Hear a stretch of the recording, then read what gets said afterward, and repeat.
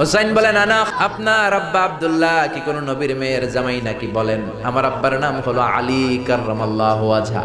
আমার আব্বা হলো শেরে খোদা, দুনিয়ার সব কাফির মুশরিকদের জন্য আল্লাহ আমার আব্বারে বাঘ বানিয়ে পাঠিয়েছে। বিষ্ণু বললেন, তাই তো? আবার হুসাইন প্রশ্ন করলেন, নানা বলেন তো আপনার আম্মার নাম কি? বিষ্ণু বললেন, আমার মায়ের নাম আমিনা। হুসাইন বলল, নানাজি জান্নাতে সর্বপ্রথম যেই মহিলাটা ঢুকবেন ওই মহিলাটা হলো আমার আম্মা জান ফাতিমা। বিশ্বনবী কোনো কথা বলেন না। হুসাইন আবার প্রশ্ন করলেন, নানা বলেন তো আপনার নানার নাম কি?